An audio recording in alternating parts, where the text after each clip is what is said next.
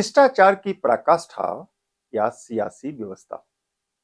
हम ऐसा क्यों कह रहे हैं, इसको विस्तार से समझेंगे। इससे पहले आपको बता दें कि इन दिनों बिहार विधानसभा के गलियारे से लेकर दिल्ली के सियासी मंचों तक एक ही सवाल गूंज रहा है। सवाल ये कि क्या यह वही नीतीश कुमार हैं जो कभी नरेंद्र मोदी के प्रधानमंत्री की उम्मीदवारी की घोषणा मात्र से एनडीए को छोड़ दिए थे। आज जब बिहार के मुख्यमंत्री प्रधानमंत्री के सामने बार बार नतमस्तक होते हैं, भरी सभा में विधायकों से हाथ उठाकर मोदी जी का अभिनंदन करने की जिद करते हैं, तो यह दृश्य केवल शिष्टाचार नहीं लगता है। एक अनुभवी समाजवादी नेता जिसकी राजनीति आत्मसम्मान की धुरी पर खड़ी हो, उसका यह बदला हुआ रूप सोचने को विवश कर देता है। यही वो कारण है जिसकी वजह से शुरू में ही मैंने कहा था कि यह महज एक शिष्टाचार है या कोई सियासी व्यवस्था। अब आइए तथ्यों की कसौटी पर इसको परखने की कोशिश करते हैं। आखिर मुख्यमंत्री नीतीश कुमार की इस अति विनम्रता के पीछे का सच क्या है? आप जानेंगे तो चौंक जाएंगे।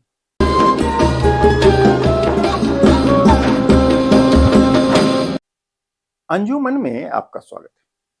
नमस्कार, मैं हूं कौशलेंद्र। कुछ लोग कहने लगे हैं कि मुख्यमंत्री नीतीश कुमार अब सुशासन बाबू से प्रशंसा बाबू बन चुके हैं। किसी की प्रशंसा करना अच्छी बात है, पर वह हद से ज्यादा हो जाए तो चर्चा लाजमी है। हम ऐसा क्यों कह रहे हैं, अब इसको समझिए। दिसंबर 2025 का पहला सप्ताह बिहार विधानसभा के शीतकालीन सत्र में एक वाकया होता है। वह ये कि मुख्यमंत्री नीतीश कुमार सदन में बोल रहे थे। अपने 20 मिनट के भाषण में उन्होंने केंद्र सरकार, विशेष करके प्रधानमंत्री नरेंद्र मोदी की इतनी तारीफ की, लगा जैसे वे रुकेंगे ही।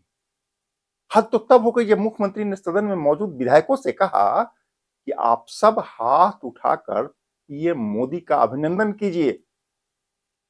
लेकिन विपक्ष, खास करके आरजेडी के सदस्यों ने हाथ नहीं उठाया। इस पर मुख्यमंत्री भड़क गए, कहने लगे, अरे तुम लोग हाथ क्यों नहीं उठा रहे हो? ऐसा पहली बार नहीं हो रहा था। इससे पहले नवंबर 2025 पटना एयरपोर्ट की घटना को याद करिए। शपथ ग्रहण समारोह के बाद नीतीश कुमार सार्वजनिक रूप से पीएम मोदी के पैर छूने के लिए झुक गए।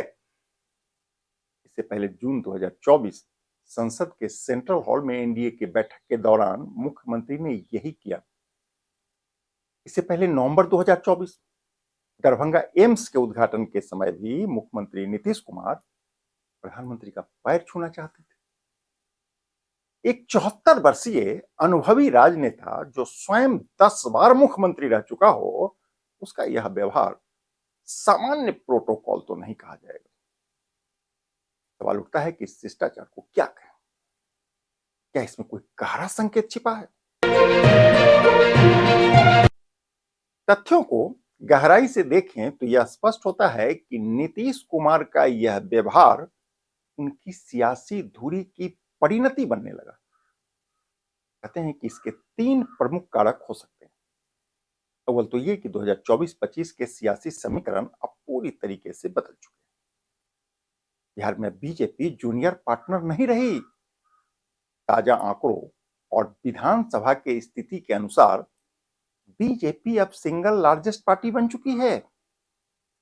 नीतीश कुमार की जेडीयू सीटों के मामले में दूसरे नंबर पर है।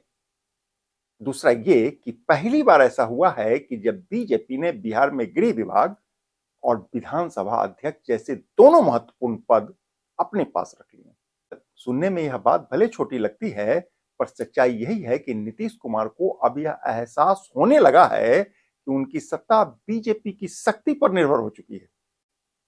कहते हैं कि नीतीश कुमार की सबसे बड़ी ताकत उनकी पलटी मारने की क्षमता थी। नीतीश कुमार सदैव आरजेडी का डर दिखाकर बीजेपी को नियंत्रित कर लेते थे। लेकिन 2024 की घटना के बाद नीतीश कुमार की यह ताकत भी कमजोर हुई है। बीजेपी के रणनीतिकार इसको समझने लगे हैं। इसीलिए शर्त अब बीजेपी तय करने लगी, नीतीश कुमार नहीं। इसका दूसरा पहलू यह है कि सुशासन बाबू की छवि बनाए रखने के लिए बिहार को पैसे की सख्त दरकार है। जुलाई 2024 और फरवरी 2025 के केंद्रीय बजट में बिहार को सड़क, एयरपोर्ट और बाढ़ नियंत्रण के लिए केंद्र से विशेष सहायता मिलनी है। नीतीश कुमार जानते हैं कि अगर केंद्र ने हाथ खींच लिया तो बिहार का खजाना खाली हो जाएगा। इससे उनकी विकास पुरुष की छवि भी धूमिल हो सकती है। इसलिए हर परियोजना का क्रेडिट पीएम मोदी को देना उनकी प्रशासनिक व्यवस्था मानी जा रही है। इधर नीतीश कुमार के समर्थक इसको नीतीश कुमार की विनम्रता और कृतज्ञता बताते हैं। यह उनका तर्क है। यह तर्क सही भी हो सकता है। इसे किसी को कोई आपत्ति नहीं। आभार प्रकट करना हमारी संस्कृति का हिस्सा माना जाता है, हिस्सा रहा है। लिहाजा मखाना बोर्ड का गठन हो या कोसी नहर परियोजना, इसमें कोई दो राय नहीं है कि केंद्र ने बिहार की झोली भरी है। मुख्यमंत्री नीतीश कुमार ने इसके लिए केंद्र सरकार के प्रति सदैव अपनी कृतज्ञता भी प्रकट की है। यह एक स्वाभाविक प्रक्रिया है, बल्कि यह एक अच्छी और समुन्नत प्रक्रिया है।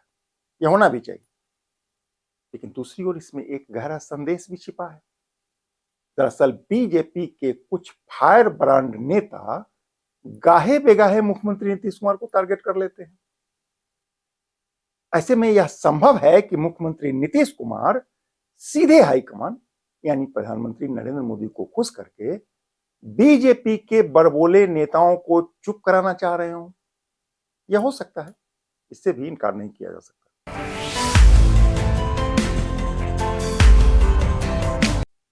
एक पेशेवर की नजरिए से देखें तो यह व्यवहार नीतीश कुमार का शिष्टाचार कम और व्यवस्था अधिक प्रतीत होता है।